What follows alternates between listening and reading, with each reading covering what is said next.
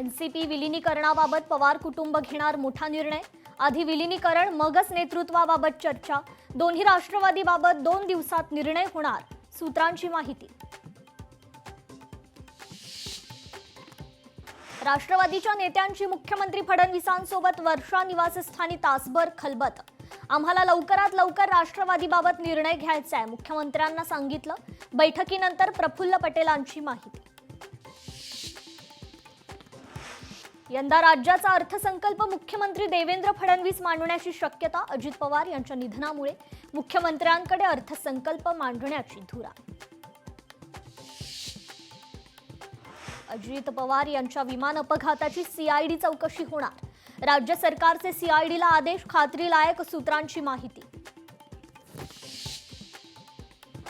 बारामतीत विमानतळावर रडार नव्हतं, एटीसीही नव्हतं, याची जबाबदारी डीजीसीएला द्यावी लागेल, राऊतांची मागणी। अजितदादांना अखेरची सलामी देताना पोलीस कर्मचाऱ्याकडून मिसफायर। अनेक मोठे नेते उपस्थित असताना मोठी दुर्घटना टळली। ठाण्याच्या महापौरपदी शिवसेनेच्या शर्मिला पिंपळोलकर तर भाजपचे कृष्णा पाटील यांची उपमहापौरपदी निवड।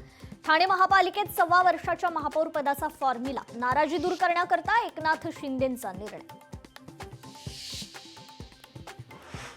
मुंबई लोकलमध्ये बेकायदेशीर जाहिरातींचा मुद्दा ऐरणीवर। भोजपुरी चित्रपटांसाठी कलाकारांच्या ऑडिशनच्या जाहिराती। नव्या वादाला तोंड फुटण्याची शक्यता।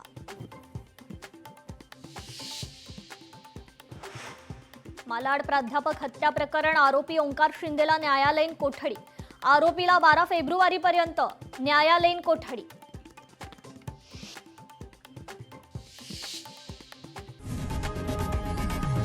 लोकशाही मराठी ऐका, पहा, जागरूक रहा।